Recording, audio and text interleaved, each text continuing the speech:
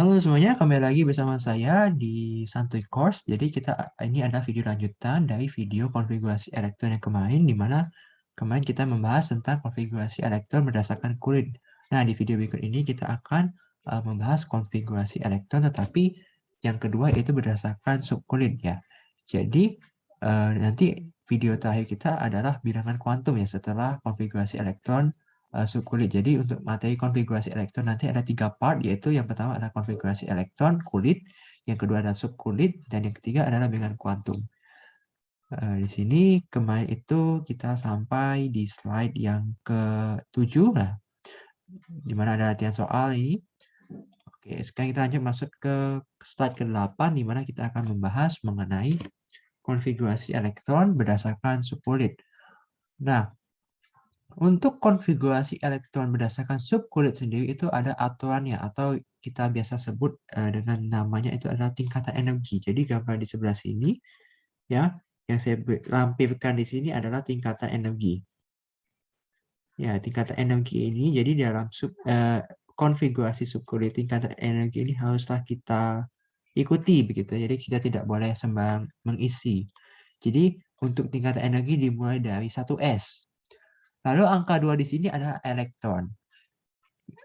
S di sini adalah kulit ya, atau subkulit S begitu. Di sini dituliskan kulit S maksimal menampung 2 elektron.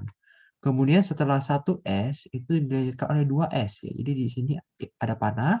Kemudian kita lanjutkan lagi panah di sini itu adalah 2S ya. 2S ini dia juga maksimal 2 elektron. Mengapa 2 elektron? Karena dia kulit S begitu. Setelah 2S ada yang dinamakan dengan subkulit 2P ya, 2P, di mana di sini kulit P maksimal menampung 6 elektron. Jadi dia selisih 4 ya. Jadi dia selisih antara kulit S dengan kulit P itu selisih 4 begitu ya. Di sini setelah 2S itu ada 2P, 2P6 begitu ya. Oke, kemudian setelah 2P itu ada 3S ya, 3S 3S2 ya, karena S itu maksimal 2 dilanjutkan oleh 3P6 dilanjutkan oleh 4S2. Setelah 4S2 ini ada 3D10 ya. Mengapa ada 3D10? Karena 3D ini nanti subkulit D ini adalah menunjukkan golongan transisi atau golongan B, di mana kemarin kalau berdasarkan tabel periodik, tabel golongan transisi itu dimulai dari periode 4 ya. Dimulai dari periode 4 mengapa? Karena ada 4S2 di sini. Jadi nanti kita akan belajar tentang menentukan periode golongan dari konfigurasi subkulit begitu ya. Jadi setelah 4S2 ini ada 3D10. Setelah 3D10 dilanjutkan oleh 4P dan seterusnya ya. Ikuti saja tanda panah ini. Kemudian setelah 6S2 di sini ada 4F14 ya. Kulit F itu maksimal menampung 14 elektron ya. 4F ini nanti kita akan bahas dia apa, itu golongannya apa begitu ya. Setelah itu setelah 4F dia lanjut ke 7S2. Dan setelah 7S2 ini dia masih ada satu lagi ya yang harusnya ada di gambar ini, yaitu setelah 7S2 ini harusnya ada 5F ya. 5F ya, setelah 4 dia 5 depan angkanya, kemudian F itu maksimal menampung 14 elektron. Kemudian dilanjutkan dengan 6D10 ya. Karena terakhir ini ada 5D, maka setelah 5D dilanjutkan oleh 6D, dan D itu maksimal menampung 10 elektron. Kemudian dilanjutkan oleh 7P6 ya, 7P6 ya. Karena terakhir itu ada 6P6, maka dilanjutkan oleh angka 7 begitu, 7P6. Dan tidak ada 8S2. Jadi 8S2 cuma tidak ada lagi 8S2 karena untuk tabel periodik sendiri itu dia mentok atau dia hanya ada 7 periode ya, 7 periode gitu.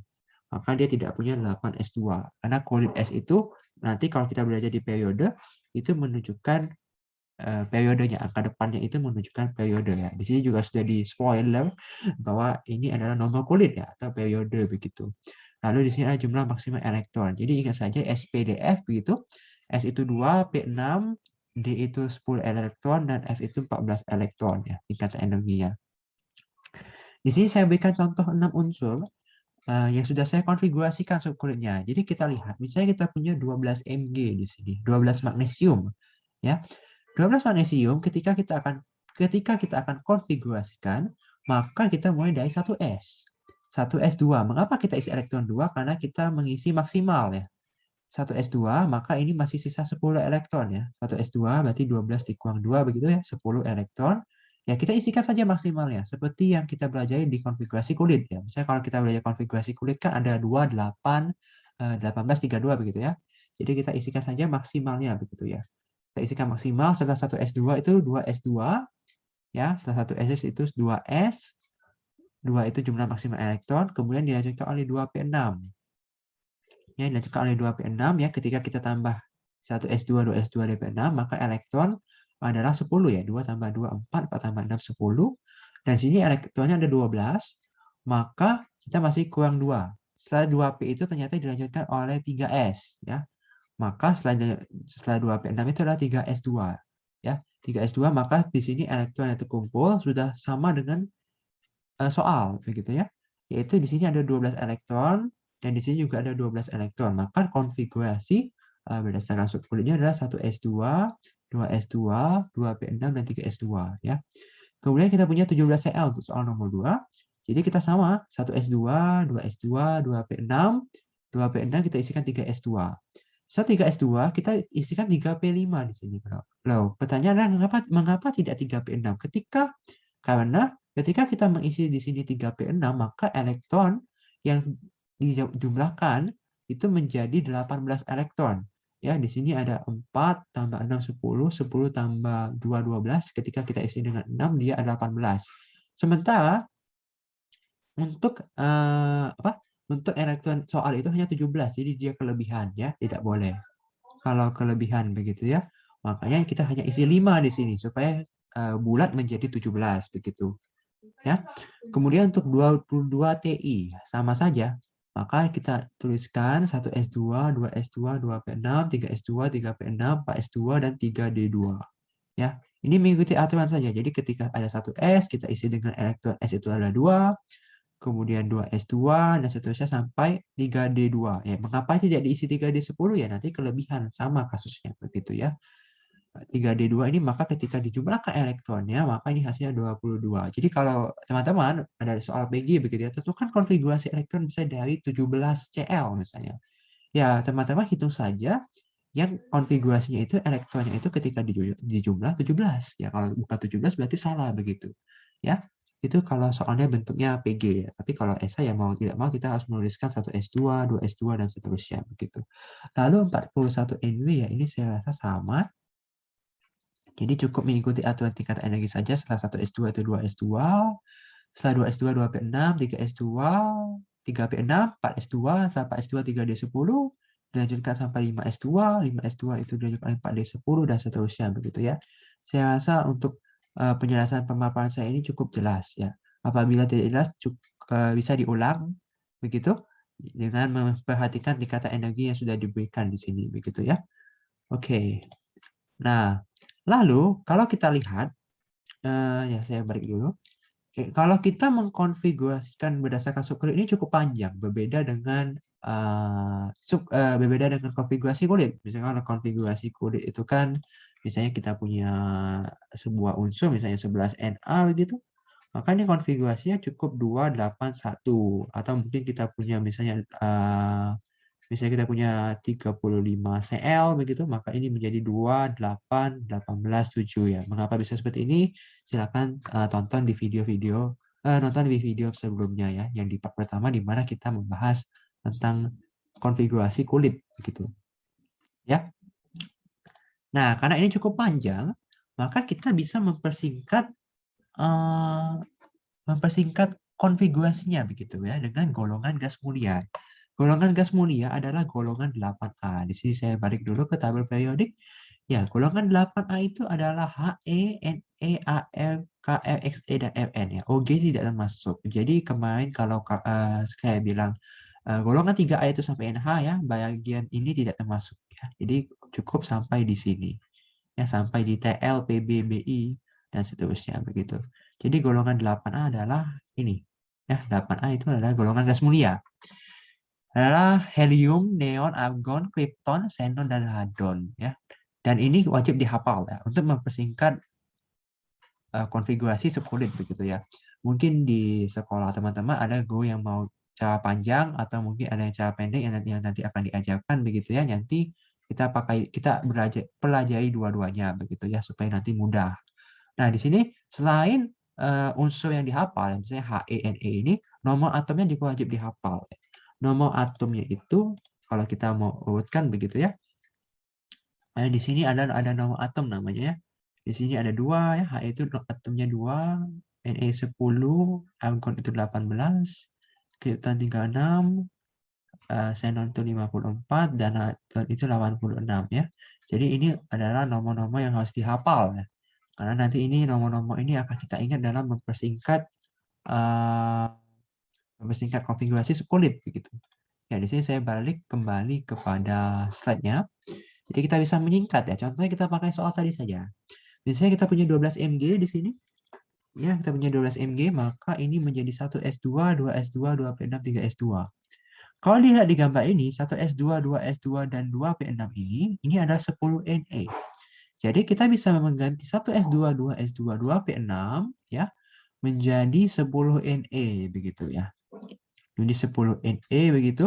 Nah, 10 Na ini akan dilanjutkan oleh 3 S2 begitu ya. Akan dilanjutkan oleh 3 S2. Jadi mungkin kalau mempersingkatnya itu kita tulis dulu panjang-panjang ya begitu, baru kita lihat ini ya. 2He itu 1 S2, 10 Na itu 1 S2, 2 S2, 2 P6 begitu ya. Dan nanti kita tinggal substitusikan begitu. Jadi ini kita ganti dengan 10 Na begitu ya. Lalu misalnya kita punya 17 Cl, maka 17 Cl ini kita juga pakai 10 Na ya. Karena kalau misalnya kita pakai 18 argon, 18 Am itu sampai 3 P6, sementara kita hanya punya sampai 3 P5. Jadi dia kelebihan begitu ya. Dia itu tidak boleh lebih tetapi boleh kurang begitu ya. Karena ini 10 Na ini angka 10 ini lebih kurang dari 17 begitu. Jadi ini boleh kita pakai 10 Na digantikan oleh ini ya 1 S2 sampai 2 P6 digantikan 10 Na dilanjutkan oleh 3 S2 dan 3 P5 begitu ya. Dan saya rasa ini sudah sama nih. Jadi misalnya kita punya 22 Ti, maka ini adalah konfigurasi. Nah, di sini elektronnya ada 22, maka kita bisa menggunakan 18 argon ya. 18 argon itu adalah sampai 3 P6. Ya, sampai 3 P6, maka 18 argon bisa kita gantikan ya, terus dilanjutkan oleh 4 S2 dan 3 D2 begitu ya. Dan saya rasa untuk nomor 4 juga sama saja begitu ya. 36 krypton itu sampai 4 P6. Maka semua yang di sini sampai 4 P6 digantikan oleh 36 krypton dan dilanjutkan oleh 5 S2 dan 4 D3. Lalu yang menjadi pertanyaan di sini adalah apakah kita harus untuk mempersingkat itu apakah harus menulis panjangnya dulu ya? Apakah harus menulis konfigurasi yang panjang dulu? Jawabannya adalah tidak. Jadi kita itu bisa melanjutkan. Jadi ketika kita misalnya dikasih sebuah unsur, maka kita langsung bisa mempersingkat unsur tersebut. Ya, caranya bagaimana? Nah, caranya ada di sini. Ya, tips mengingat. Ya, tips mengingat. Jadi ketika kita punya 2He itu dilanjutkan oleh 2S2, 10 Na dilanjutkan oleh 3 S2 dan seterusnya begitu ya. Nah, jadi di sini saya berikan contoh soal, misalnya itu adalah, misalnya kita punya sebuah unsur begitu ya. Misalnya kita punya yang paling simpel dulu lah saja. Misalnya kita punya 8 oksigen begitu. Ya, untuk contoh 5 dan 6 ini sama seperti contoh sebelumnya, jadi bisa dilihat begitu. 8 oksigen. Nah, kita lihat dulu 8 oksigen ya. Dalam angka 8 ini dibanding di pendekatan atau dibandingkan ya dengan nomor atom dari golongan gas mulia. Jadi kita ingin mencari angka yang lebih kecil dari 8 tetapi tidak boleh lebih begitu ya. Tidak boleh lebih. Jadi mungkin di angka 8 ini yang paling mendekati adalah 2 dan 10, tapi karena 10 itu lebih dari 8 maka tidak boleh. Maka kita hanya boleh menggunakan 2He. Jadi kita ditulis di sini begitu 2 helium, 2He. Maaf, tulisannya agak jelek ya. Jadi kakak sini dihapus saja. Oke, jadi ini menjadi 2 helium, 2He begitu ya. Oke, setelah 2He di sini saya tuliskan adalah dilanjutkan oleh 2S2. Maka kita tulis di sini adalah 2S2.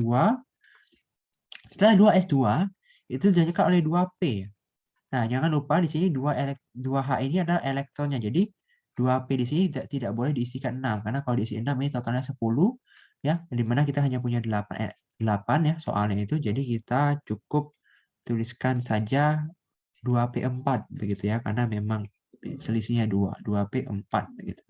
Jadi yang ini juga dihitung dalam perhitungan elektron begitu. Jadi mempersingkatnya itu adalah 2He, 2S2, 2P4 begitu ya. Jadi ini kita bisa persingkat begitu. Atau mungkin contoh yang lain itu adalah misalnya kita punya 16S ya, sulfur 16. Nah, kita lihat di sini. 16S ini kita lihat dulu angkanya ya. 16 kita bandingkan dengan angka-angka nomor atom atau elektron dari gas mulia begitu. Kalau kita lihat di sini dia mendekati ke 10 dan 18 ya. Tapi karena 18 itu lebih, jadi kita pakai 10 saja. Tidak boleh melebihi itu, tapi boleh kurang. Dan yang paling, jadi intinya itu prinsipnya itu adalah yang paling mendekati ya, yang kurang tetapi yang paling mendekati begitu. Kalau 2He itu terlalu jauh karena kita bisa pakai 10Na begitu ya. Nah, maka 10Na kita masukkan di sini. Setelah 10Na itu dilanjutkan oleh 3S2. Maka 3S2 setelah 3S2 itu adalah 3P6 ya. Tetapi karena ini tidak boleh kalau isi 6 ya, karena isi 6 jadi 18, jadi kita isi 3P4 saja begitu. Nah, begini.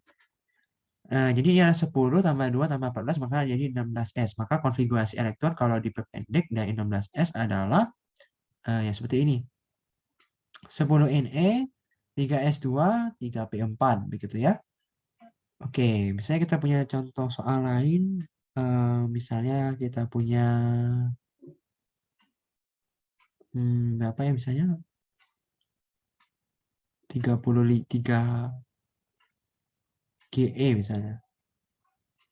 Sama ini kasusnya kalau kita punya 33 GE maka kita menggunakan pendekatan. Jadi ini kan nomor atomnya 33 elektronnya.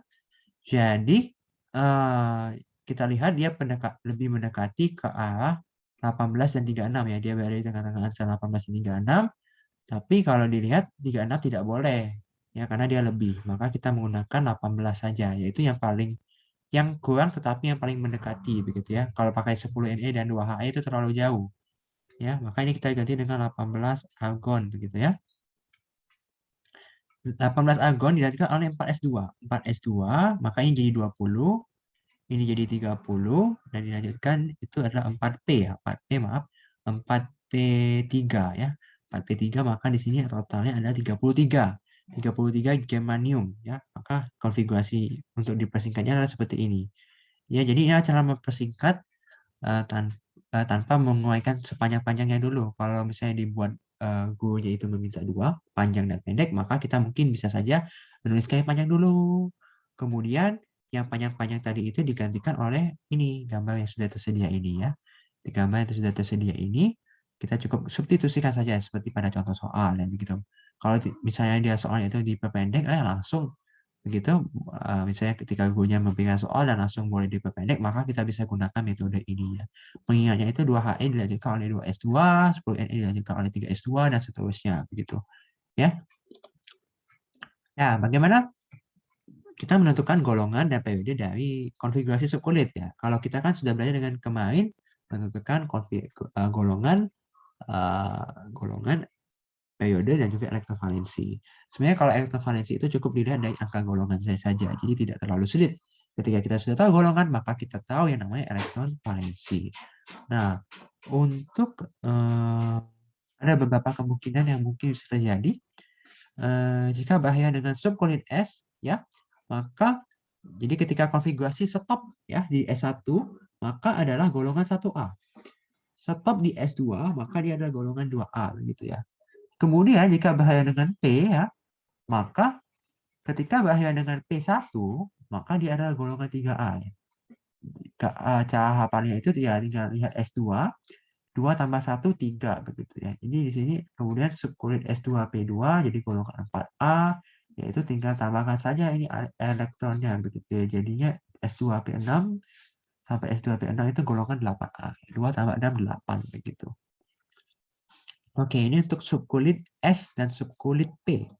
Lalu untuk D dan subkulit F ya, subkulit D ada yang paling banyak sebenarnya.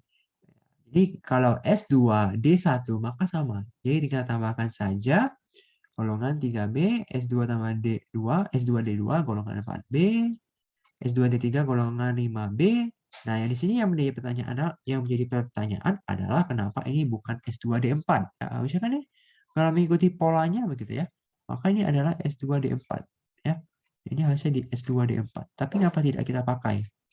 Nah, karena ini nanti kalau belajar di bilangan kuantum ada yang teori pengecualian begitu ya.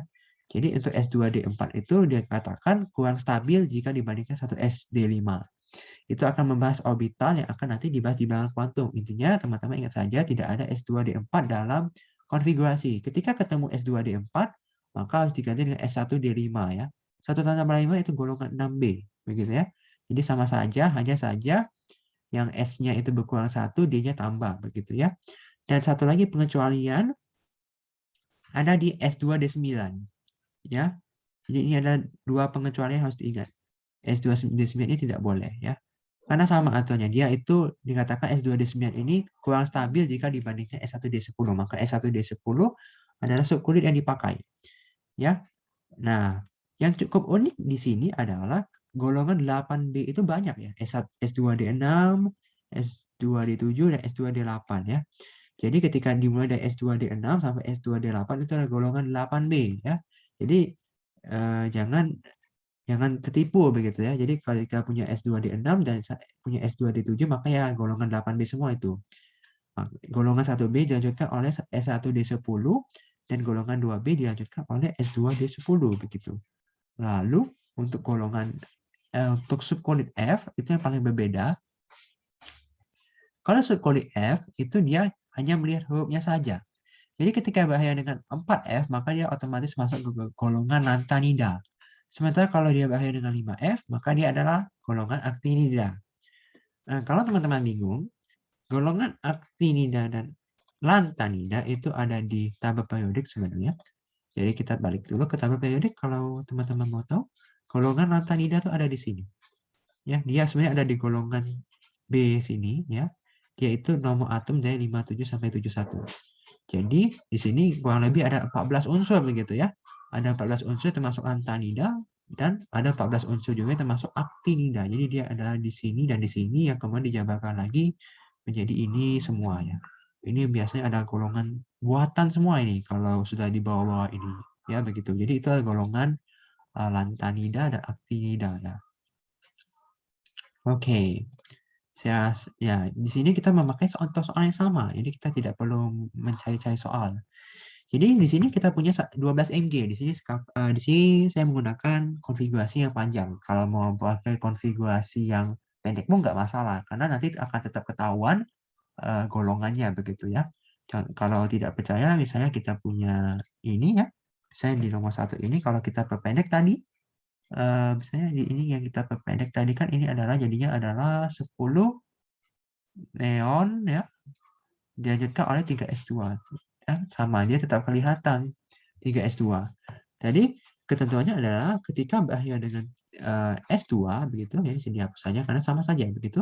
Karena dia berakhir dengan S2 maka dia adalah golongan 2A ya, karena kalau golongan S itu antara S1 atau S2, maka kalau S1 itu golongan 1A, kalau S2 ya golongan 2A begitu. Kalau berakhir dengan S. Beda cerita kalau dia berakhir dengan P. Kalau P bukan semata-mata ini ada 5A, tetapi dia adalah harus ditambahkan dengan S-nya, yaitu S2. Maka 2 tambah 5 adalah 7, 7A. Golongan S dan golongan P adalah golongan A. Sementara golongan B itu diwakilkan oleh subkulit D. Ya. Contohnya ada 22 Ti. 22 Ti ini bahaya dengan 4S2 dan 3D2. Ya. 4S2 dan 3D2, maka ini menjadi golongan 4B. Ya. Ditambahkan saja 2 tambah 2 elektronnya. Begitu ya. 2 tambah 2 maka ini menjadi 4B. Ya. Ini S2D2 diperbolehkan. Ya. Yang tidak diperbolehkan itu untuk diingat adalah S2D4 dan juga S2D9. Ya. Di sini jadi S2D4 ini tidak boleh dan juga S2D9 itu juga tidak boleh ya begitu. Oke. Lalu untuk 4 ini ada 41 NB ya. Nah, di mana ini dilanjutkan oleh 5S2, 4D3, tinggal tambahkan saja. Jadi 5B di sini jawabannya. Kemudian untuk golongan 6 golongan yang nomor 5 ini golongan 4A ya di sini karena dia berakhiran dengan 5P2. Nah, hati-hati karena ini 5P2 sebelumnya ada 4D10. Nah, maka nanti bingung loh S-nya di mana. Maka S-nya itu sebelum si D ya. Jadi kalau sudah ada D itu maka urutan berganti menjadi S, D, P begitu ya. Kalau ini kan SP, SP sudah ada D jadinya SDP begitu ya. Jadi kalau bahaya dengan P maka kita harus cari S terakhir ya. S terakhir itu adalah 5S2 ini. Jadi 5P2, jadi ini ditambahkan 2 tambah 2 begitu, jadinya 4. Atau kalau misalnya bingung, ingat saja kalau bahaya dengan P, misalnya P di sini elektronnya 2, maka kita harus tambah 2 lagi. Ya, karena S itu maksimal menampung 2 elektron, begitu ya. Jadi kita kalau tidak mau melihat S, ingat saja bahwa kalau P itu bahaya dengan P, maka elektron harus tambah 2 lagi untuk menentukan golongan, yaitu golongan 4A, begitu ya. Jadi untuk nomor 5 ini bisa dilihat S dan P-nya atau bisa juga dilihat P-nya saja. Tapi ingat kalau P-nya itu harus ditambahkan 2 ya. Kalau saya lebih menyarankan lihat S paling terakhir dan lihat P-nya ditambah saja yaitu 2 begitu. 2 tambah 2 4 begitu. Lalu untuk 60 ND ini adalah bahaya dengan 4F4. Untuk lantanida dan aktinida mereka tidak melihat elektronnya. Jadi mereka hanya melihat apakah itu 4F atau 5F. Kalau 4F ya lantanida, kalau 5F ya aktinida namanya. Karena di sini bahaya dengan 4F, maka dia adalah golongan lantanida. Lalu untuk periode, nah, untuk periode ini cukup melihat kulit S yang paling terakhir ya. Di sini kalau dilihat misalnya 12 mg ini, S-nya itu ada 3 di sini, ada 1, 2, 3. Tetapi kita yang melihat paling terakhir, yang paling terakhir itu adalah 3S2. Ya, karena 3S2 kita lihat ambil angka depannya yaitu 3, maka di sini periode 3. Lalu 17Cl misalnya di sini S paling terakhir juga 3 ya, karena di sini ada 1S2, 2S2 dan 3S2 dan 3 ini adalah S paling terakhir ya, maka ini adalah periode 3. Lalu untuk 22Ti misalnya ini adalah 4S2 ya, paling terakhir itu 4S2 ya. Karena ini ada 1S, 2S, 3S ya, 4S ini yang paling terakhir, maka ini diisikan dengan periode 4 sesuai dengan angka depannya. Dan seterusnya sama saja, jadi kita melihat subunit S terakhir untuk sebuah periode begitu ya. Jadi untuk periode itu melihat S, cukup melihat dengan kulit S saja, S yang paling terakhir begitu, lihat angka depannya saja. Sementara kalau untuk golongan tadi agak ribet ya, karena juga diwajibkan untuk bukan menghafal sih, mengingat ya kalau S1 itu golongan 1A, S2 golongan 2A, dan seterusnya begitu ya. Di sini juga sudah dicontohkan begitu bagaimana menentukan golongan, di sini sudah diberikan warna yang berbeda juga untuk membuatnya lebih kelihatan begitu ya. Nah, saya rasa untuk materi konfigurasi elektron cukup sampai di sini ya, sampai dengan menentukan golongan dan juga periode ya. Nanti selanjutnya adalah bilangan kuantum. Jadi bilangan kuantum ini dia ada hubungan erat dengan konfigurasi subunit. Jadi dari bilangan kuantum ini nanti kita bisa menentukan unsur begitu ya. Jadi nanti soalnya dibalik-balik gitu. Dari sebuah unsur ditentukan bilangan kuantum maupun dari bilangan kuantum menentukan sebuah unsur begitu ya. Nah, saya rasa untuk video hari ini cukup mengenai konfigurasi elektron berdasarkan subunit. Jika suka dengan video ini silahkan subscribe, like, dan share ke teman-temannya. Dan thanks for watching. Sampai jumpa di video-video berikutnya.